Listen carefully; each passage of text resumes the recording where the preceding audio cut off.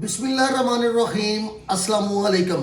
मैं हूं आपका दोस्त होम्योपैथिक डॉक्टर मोहम्मद अमीर भट्टी। आज मैं आपसे बड़ी आंत की सोजश या वर्म या मेडिकल टर्म में कोलाइटिस जिसे कहते हैं उसके बारे में बात करूंगा। अगर आप मेरे चैनल पर नए हैं तो मैं आपको वेलकम, खुश आमदीद। आप मेरे चैनल को सब्सक्राइब कीजिए और बेल आइकॉन का बटन भी प्रेस कर दीजिए ताकि मेरी हर आने वाली वीडियो आपको बर वक्त मिलती रहे। हमारी बड़ी आंत निज़ाम इन्हिज़ाम का आखिरी हिस्सा है।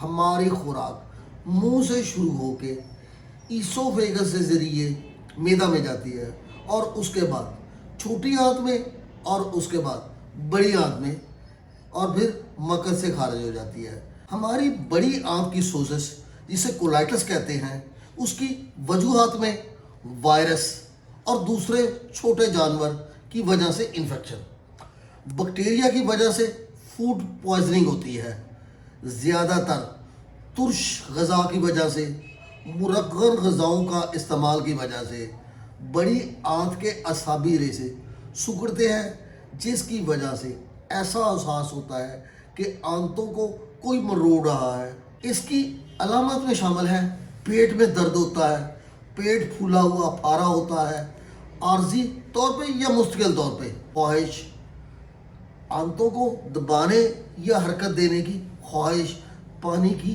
कमी, असहाल, बुखार, खूनी बवासीर के साथ मकद से खून निकलता है, मकद में शदीद दर्द और मकद की सोजश शामिल है, थकावट का एहसास, बच्चों को बढ़ने में नाकामी यानी बच्चों की ग्रोथ रुक जाती है, सेहत के एतबार से कमज़ोर महसूस होते हैं।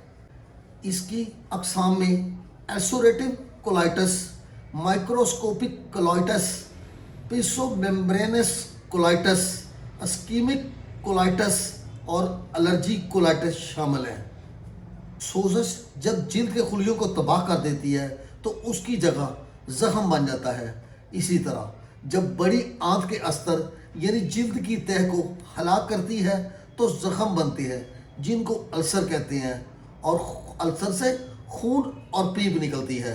अगर आपको ऐसी अलामत मौजूद है तो आप होम्योपैथिक अद्वियात इस्तेमाल करें। होम्योपैथिक की कुदरती अद्वियात ये बग़ैर किसी नुकसान के आपको मुकम्मल शफा देती हैं। बलगम और खून बहुत ज़्यादा हो, पेट फूला हुआ हो यानी पेट में गैस भरी हुई हो, अफारा हो और पखाना पतला हो यानी असहाल जो काफ़ी देर से लगे हुए हो, बहुत ज़्यादा पतला पखाना, तो आप आर्जेंटम नेट्रिकम इस्तेमाल करें। आर्जेंटम नेट्रिकम को 30 ताकत में 5 कतरे दिन में 3 बार इस्तेमाल करें। अगर खून की कैद ख़राब खाना खाने से या ज़्यादा पके हुए फल खाने के बाद मैदा में दर्द हो, पिछली रात यानी रात के तीसरे पहर यानी रात को 3 बजे अलामत बढ़ जाए, पखाना बदबूदार हो, पेट में जलन हो, थोड़े थोड़े पानी की ख्वाहिश हो, बेचैनी मौजूद हो, तो आप होम्योपैथिक की दवाई आर्सेनिक एल्बम इस्तेमाल कीजिए। आर्सेनिक एल्बम को 30 ताकत में 5 कतरे दिन में 3 बार लीजिए। इंशाल्लाह तमाम अलामत मुकम्मल तौर पर ख़त्म हो जाएंगी।